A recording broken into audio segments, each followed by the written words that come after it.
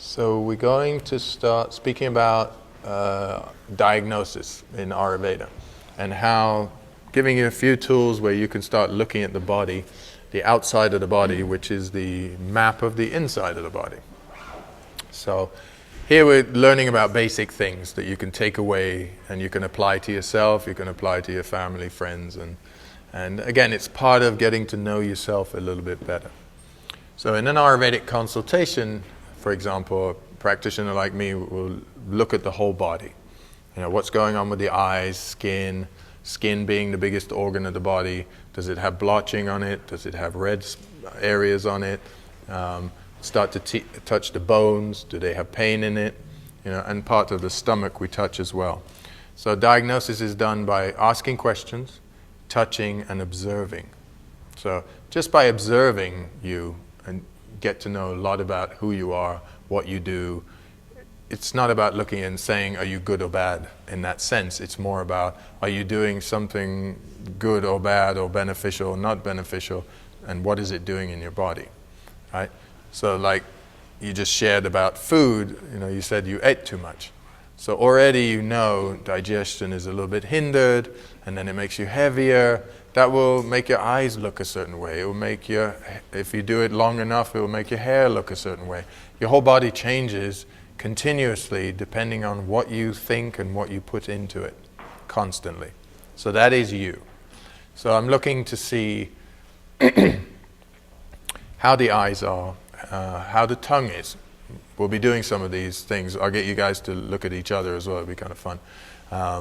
Because some of you are friends and you know each other, and some of you don't. So it's always fun to look at a stranger's tongue and tell them what's going on inside. It's like, I barely know you, but I know your tongue so well. Oh my God, look at it. So we'll do a little bit of that too. Nails, we'll look at the nails a little bit. We'll start looking at the texture of the nails. And are there spots on the nails? You know, what's going on in that? And then, of course, the eyes. We look at the eyes. Eyes tell us two things. One thing you won't be able to read is yet the iris of the eyes kind of tells you the history of somebody. You know, do they have a lot of fear? Do they have a lot of joy? You know, how have they lived their life? The iris of the eye really tells you that, but you get that training really through yogic way. The Ayurvedic training is to look at the white of the eyes more and see what's going on in that. And is there rings around the eyes, or there blotches, or there redness? You know, start to read that a bit. Because what that will do for you is you'll wake up in the morning and you'll notice, are my eyes smaller, am I bigger? You know, do they have redness? Do they have yellowness? You know, do they have more white? You know, these things will tell you a lot of things. You can have a look at your own tongue. And if you know where all the organs are situated on your tongue, what you can do is at least have a look and say, well, I don't exactly know what's going on, but I do see that there's, you know, coating in certain areas, you know, in the lung area or in the stomach area. That will kind of help you.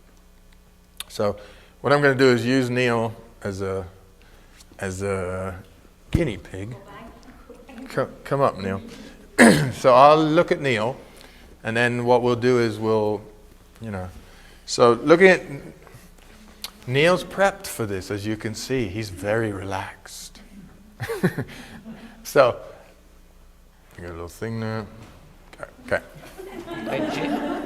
My ginger tea bag exploded, so I spent the entire morning taking these little things out of my tea and stuff.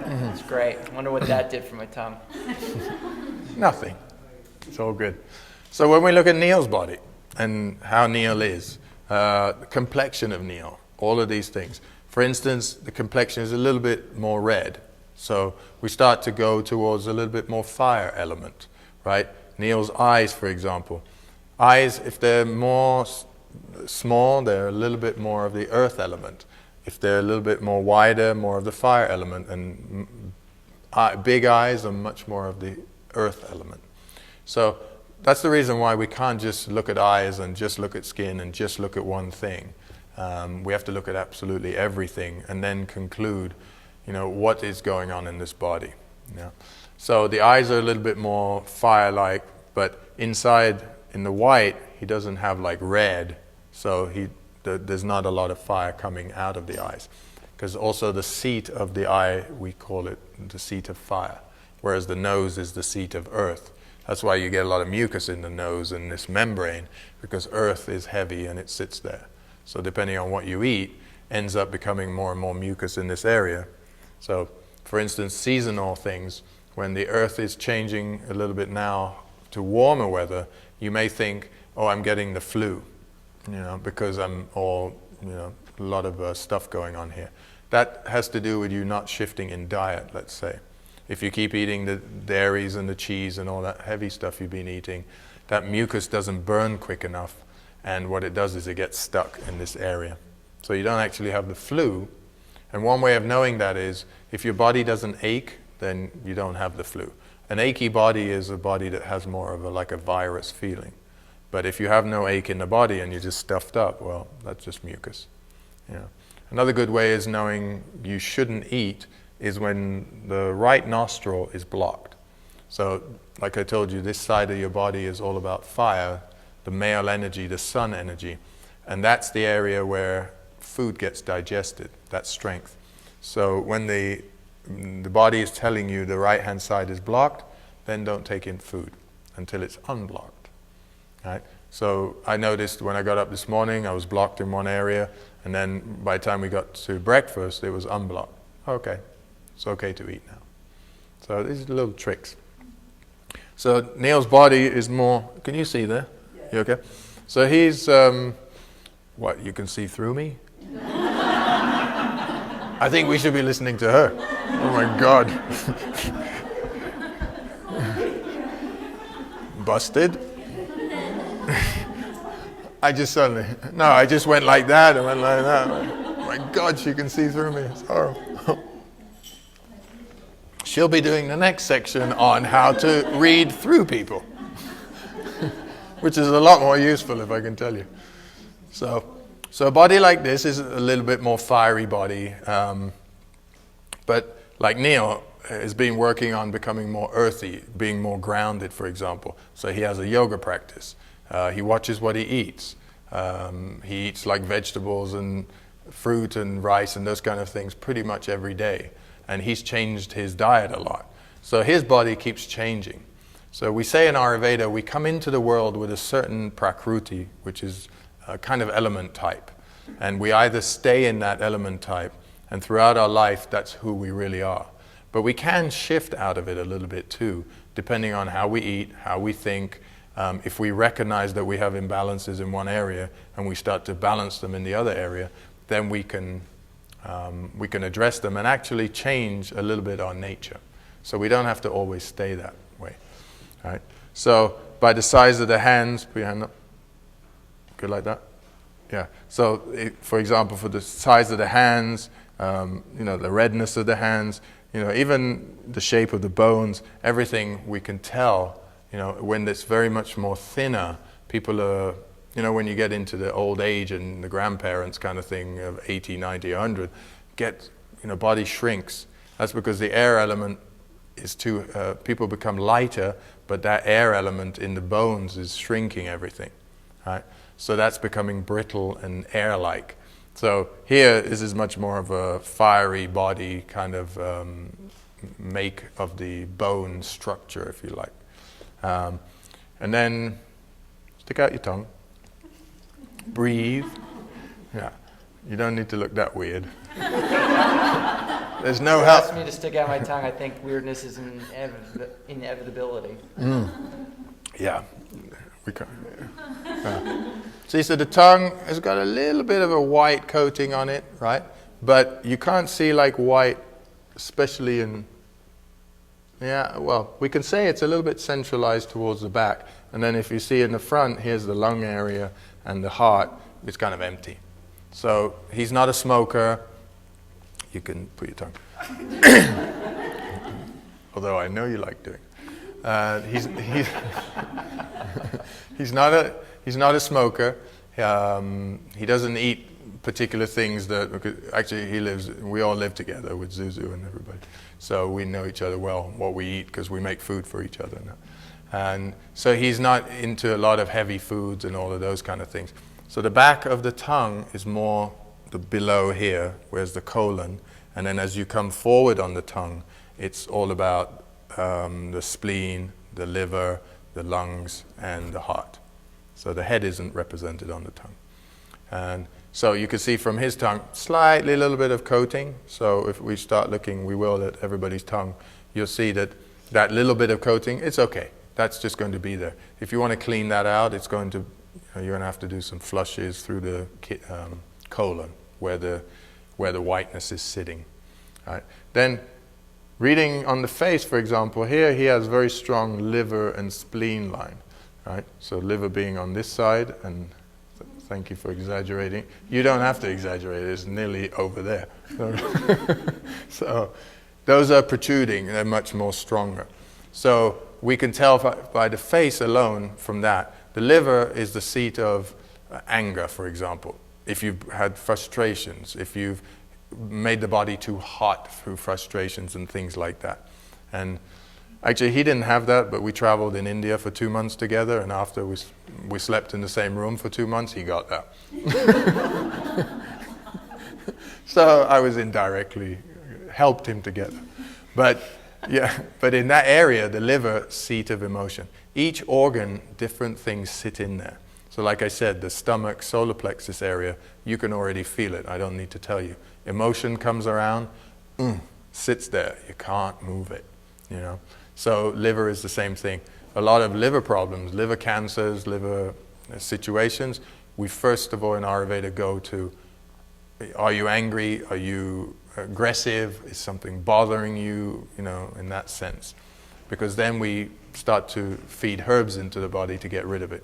You know, dandelion and those kind of cooling herbs, right? Because pitta, what we call fire, is strong and it's hot. So any herb that we put into the body needs to be cooling. Okay? And the spleen is all about the blood, keeping the blood healthy, keeping the blood strong and clean, you know, and rejuvenating the blood in the body. So those areas are sticking out, and we'll deal with you later. So, but if you look at the eyes, the white of the eyes, quite clean. And he's got contact lenses in, but if you see like a circle around the iris, for example, it's like having too much salt in the body, having too much sugar in the body. In an older person, it can be degenerative disease of the joints, you know, like arthritis. So you can tell a whole bunch of things by just reading eyes and skin. And, you know, this area is all about digestion. So he has quite good digestion. He doesn't have any marks on there. And underneath the eyes are all about liver. So a lot of people have that dark circles. Liver is suffering in one way or the other. So if you wake up in the morning, especially if you've had coffee the night before and something like that, alcohol, you'll notice suddenly deep circles and deep darker circles, you know, because that whole notion of having a glass of wine before you go to bed, who came up with that one, you know? But it's not, I know the notion is that it's good for you and all the rest of it, but your whole system has to digest that out of your system, and it's not that great for you because it's alcohol in the end.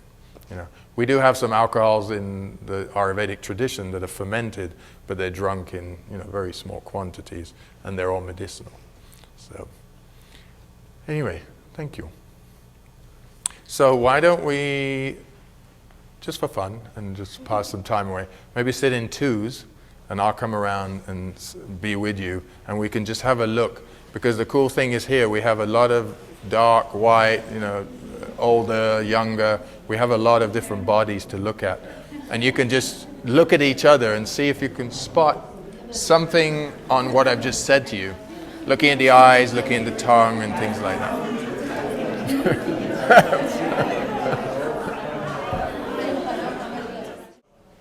Listen, you've been having way too much fun. And I'm sure you're not Diagnosis has never been so much fun.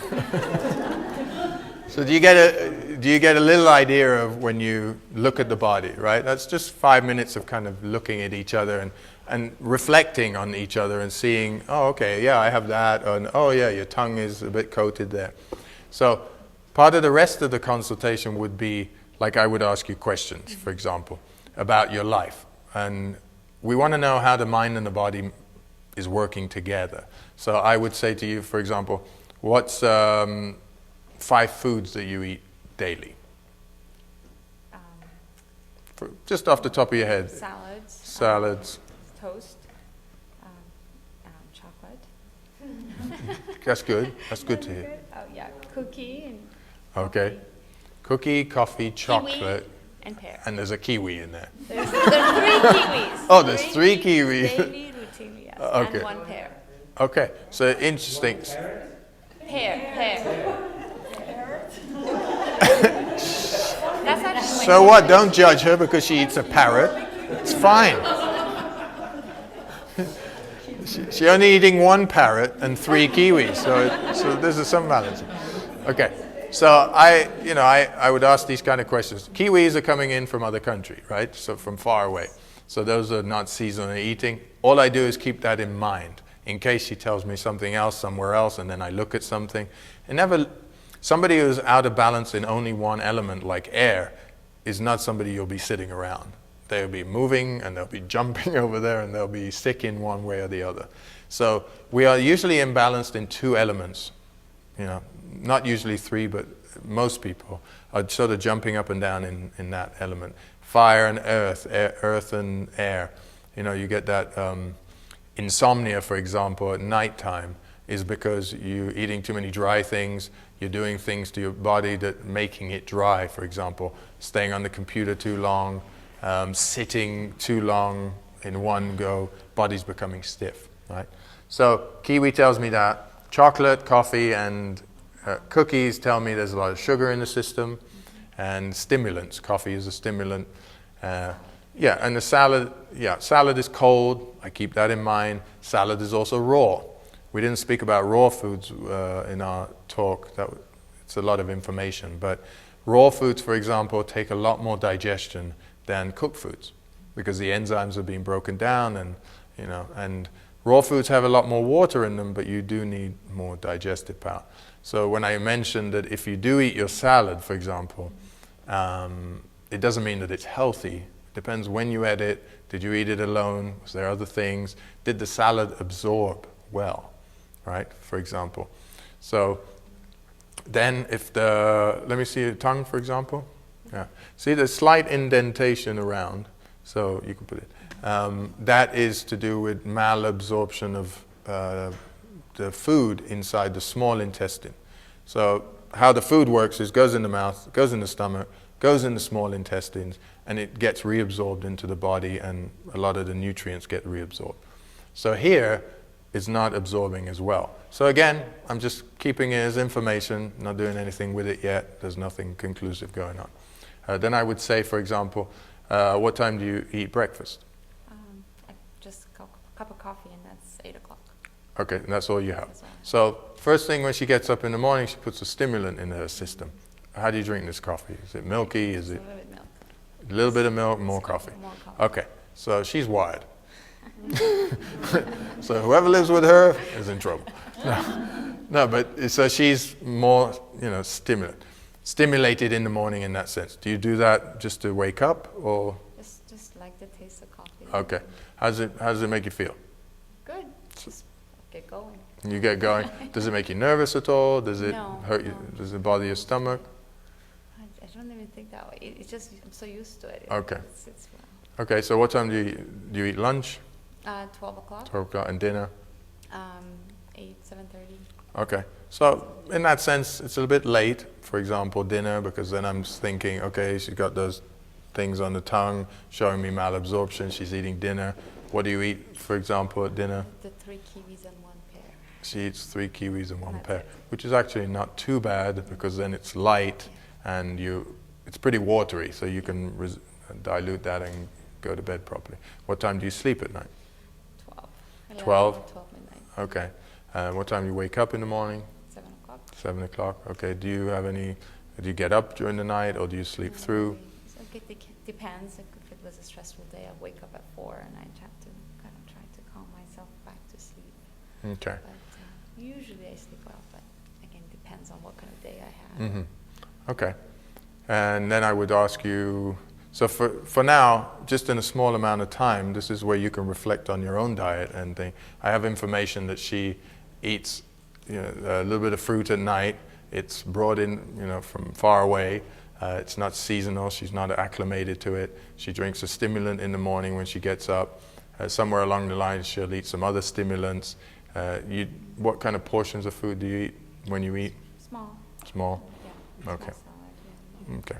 So there's not a lot of food in her system. Maybe the coffee and the stimulants aren't bothering her as much as it would somebody else because she's not actually digesting very much food. So in the Ayurvedic tradition, we say a little bit of a bad food is better than a lot of a good food, simply because piling on a big salad and dumping that into the stomach takes a lot of digestive power. Although it's a good food, now it's a hindrance to the body. Whereas, you can pick up that piece of pizza, which isn't great for you, but because you're only eating a slice of it, it can get out of the system quickly. It won't give you nutrition, but it will at least not hinder the body in having to digest more. So then I would, some of the part of the consultation gets sort of private, and it's all about your sex life, it's about your bathroom habits, and all those kind of things, just to know how does this system all work together. Oh, you are? No, I know you. Yeah, get up here. His wife is not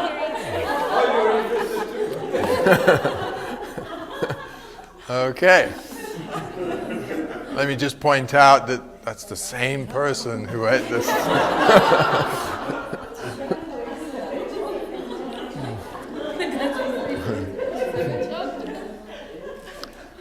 So, beside the body, then we get into the mind. How does the mind work, for example? There's questions on the questionnaire I ask people is, how do you get on with your family? How do you get on with your parents? How do you get on with your partner? How do you get on with your child? How do you get on with your co-workers? What it does is it gives information again. How does this mind work? Because if I know how the mind works, I pretty much know how the body works. Because the body doesn't do much on its own. It just is it's sitting there waiting for the mind to tell it what to do. The body, the only time it's affected is by the outside environment, hot and cold and all that, and of course what foods you put into your body. But when I ask you what kind of foods you put into your body, the fact that you're taking in quite a lot of stimulants like that is either because you need more nurturing, because those are all the sweet tastes as well. So if you feel less nurtured, you'll take in those things. So all of this is just information. One other thing we do is the touching part is putting the body, seeing if the joints hurt or stuff, and also pressing into the stomach area, the 6 different areas, to see if it's hard or if it's soft. So pretty much everything here should be soft. Nothing should be hard. So that's another way of knowing a little bit. So if any time you get something coming across something hard, the spleen here or the liver here, then it's something to look into. So you have any questions about this? Nails. Oh yeah, we forgot nails. Okay, so nails you can tell by bending the nails a little bit. Are they soft? Are they brittle? Do they break? So here we have soft nails. We press them. They go from white to pink.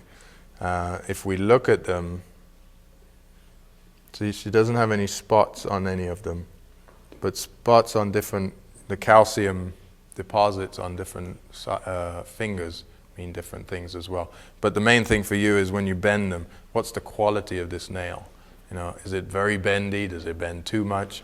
If it's brittle, it's much more, you need lubrication in the body.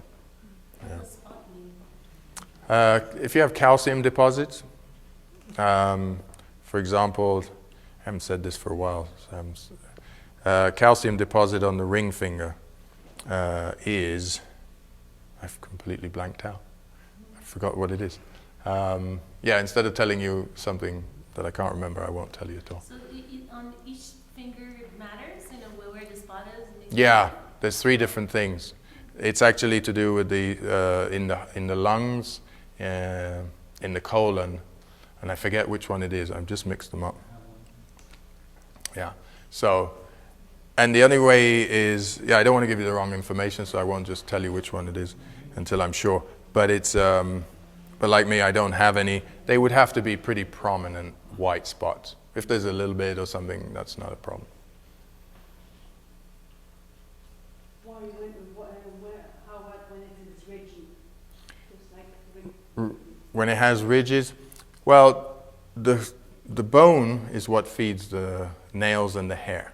So any issues you have in the hair of brittleness and ridges and these kind of things come from the bone itself. It's not fed through that's just the shape of the nail. So it's the quality and how lubricated and strong the bone itself is. As the body gets older, the first thing that goes away is the bones. You know, bones get brittle. That's why people break their hips and their knees, because of the brittleness. So all the ghee and the stuff that we put downstairs is for that reason. Is the body needs more fat as it gets older. It doesn't need more food because you're not really, building muscle and stuff anymore. But just to maintain the body, you need a lot of more lubrication. Because in Ayurveda, we speak about the times of the day, which earth, fire, and air are predominant more, which is early morning is more earthy time, it's heavier, you're getting up. Midday, sort of till 2 o'clock, is around pitta, it's warmer, it's the fire time, and air comes in sort of 2 to 6, and then it starts kapha time, earth time again, and then it goes round the clock again. And during our life, we say children are born much more during the earth time, and then midlife we go through the fire time, and then at the end of our lives we kind of go through the air time. That's why we shrink and we become smaller and more petite. The people who don't are the ones who put a lot of sort of fat into their body. So the bone doesn't shrink itself. Air element doesn't get into the bone and deteriorate it. So what kind of oil to lubricate the bone and the joints? The main one we use is ghee, the butter fat, simply because it really is a food unto its own. It's kind of like when Haas and I were talking about the different herbs you use. There's certain herbs that you use, and there's certain fats like ghee that just, for whatever reason, the composition of them, and maybe because they came from another being as well, the cow or the goat, it just has nutrition in there that you can use. And when you do boil the water off it and you make it into solid fat, the body can take that into the deeper tissue. So there's not very many things that get into the deeper tissue of the body. So that's one. Of course, the olive oils and the almond oils and all that stuff is great too, but it's really through that fat that we get it. Because it's also soluble and it becomes oil. It's that oily thing that goes into the body. So it's fat, but it's oil that goes. You said, what about cholesterol and some of those high cholesterol? Yeah, it doesn't, because it goes into the deeper tissue, it doesn't affect your cholesterol. You would have to eat a lot of that stuff. I mean, a lot. I eat 3 or 4 tablespoons a day. So, those kind of things, cholesterol levels and all of these things, it's really, if you go to a doctor, they're going to read cholesterol levels between certain guidelines. How fast your heart beats and if your blood pressure is high and everything. You really have to fit into a certain parameter that they set. But they don't take into consideration how tall you are, where you're from, what kind of food you eat, how old you are, all of those kind of things. Because for the blood to move all the way up a guy who's 6'3" and a guy who's 5'9", the blood pressure is completely different. But none of that is taken into consideration. So actually you may not have as high cholesterol as you think or have high blood pressure, but you can't, simply because you can't fit into that norm, if you like. That's why we don't have any numbers. What do you think about coconut oil? Coconut oil is great, and if you notice, coconut oil melts during the hotter season, so you can tell straight away it has a cooling effect. So it's great for the skin, putting it on the skin and using it throughout you don't need it really in the winter, but it's great for the summer. Not for cooking? Yeah, you can cook in it too. It's nice. Yeah. It's not saturated. Quantity is always the thing to look out for. It's when I'm making my herbs, for example, I take it out of the bag. I don't just dump the bag in there. And I put the quantity that I want. You know, how much water you put on it dilutes it, makes it weaker. Less, then it makes it stronger. It's really, Ayurveda is all about individuality. There is nobody uniquely like you, you know.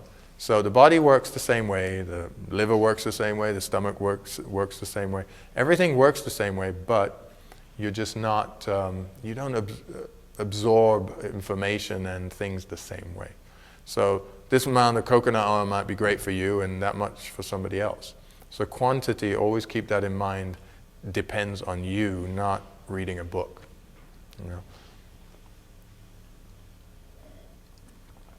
So, sure, I think somebody had their hand, yeah. What kind of food or herb or fruit makes our body more alkaline than acidic? Acidic and alkaline can be translated into hot and cold, basically. That's what it is. Alkaline is cooler, acidic is hotter. So the things that we went through, the kind of fruits and vegetables we were talking about, you know, the tomatoes and this kind of hot, whereas the cucumber is cooler. So it's really that's all it is, the alkaline and the acidic. Because acid is hot, it's sitting in the stomach. Okay. So you talked about this, but I'm not sure if I got it. So when you have an urge, let's say you feel like I need a bowl of rice, or I need some sugar. Mm-hmm. Do you eat it or not? Eat it? Yeah. Depends where your urge is coming from. If you have a desire and you look at something and you want it, then that's different. But it's just taking that moment. Not too many people know about this because nobody really takes a moment to know what they should eat. They just say, I feel like, and then they go into cooking whatever they feel like. You know, or you pass a shop window and you kind of mesmerized by something and you got to go in and buy it or eat it or whatever it is. It's a tricky thing. If you're not balanced, you're going to pick more unbalanced things to do. So fiery people love more fiery things, earthy people love more earthy things. So it's to come out of that and do the opposite, like I said. So if you got a stomach ache and you feel like eating something heavy, it's not a good thing. You know, it's probably better to drink something that washes away that. But then again, you may not want to drink hot water, you know. So that's where desire is put aside and you go for more something medicinal. If nothing is wrong with your stomach and you feel like eating one thing or the other, well then you have to choose. Yeah. It's becoming more in touch. It takes time. It's one of those things. Over time you get more experience. You'll know, last time I ate this and it didn't sit well with me, let me eat a little bit less of it now, let me see if it was that, or maybe it was just the moment when I ate it. You know? So if you're in a rush, you're emotional, you're in a hurry, you're not quiet, don't eat. That's not the time to eat. The body wants quiet when it eats. Too much excitement makes the body excited, then it can't digest food properly. Do you recommend non-fat milk, yogurt, things like that? Or I don't recommend anything that's been played with. So the non-fat industry, if you like, if you really look at it, they've added a lot more sugar to make things. There's a little bit of trickery in this because it becomes non-fat, but they don't have to tell you how much fat you put on when you eat it. So that's not disclosed. So it's really, again, up to you with quantity. It's not because the muffin or the yogurt or whatever doesn't have fat. Now, you know, you tell me when you look at that muffin, you know, it's heavy. Does that not have fat? You know, so it's really the way they read the fat situation, not that, and the muffin will turn into fat into your body. So I don't eat anything non-fat, you know, because if you read the sugar content, it's very high. And sugar. Yeah, they all put sugar in them. You know, some of them. how they make it eat like that? Well, I'm not sure if it's part of the process that increases the sugar content, but if you do read it, it has added sugar. It's pretty interesting. Yeah, they have a lot of high. Well, they have to supplement the taste. You know, you can make non-fat milk at your own house. Just take regular milk and put some in a glass and put some water in it, and it's non-fat milk. That's what they're doing, except then they're putting sugar into it.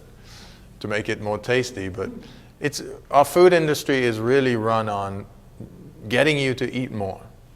That's what it's become. It's become a numbers game. So they've got everybody eating more. You know? I watched a documentary the other day on this and how they get everybody to eat more and buy more and consume more. And they've made it into a real science. They tap into everything you do, how you buy, how you use your credit card, everything, and then they sell you stuff. You know, it's not by coincidence when you're online that an advert comes up just for you. It's for you and the other 3 million people who have that kind of shopping habit. You know? So, good. So maybe we'll take a break, stand up and take a break, and then we'll come back for the last session of the early afternoon. Yeah. Well,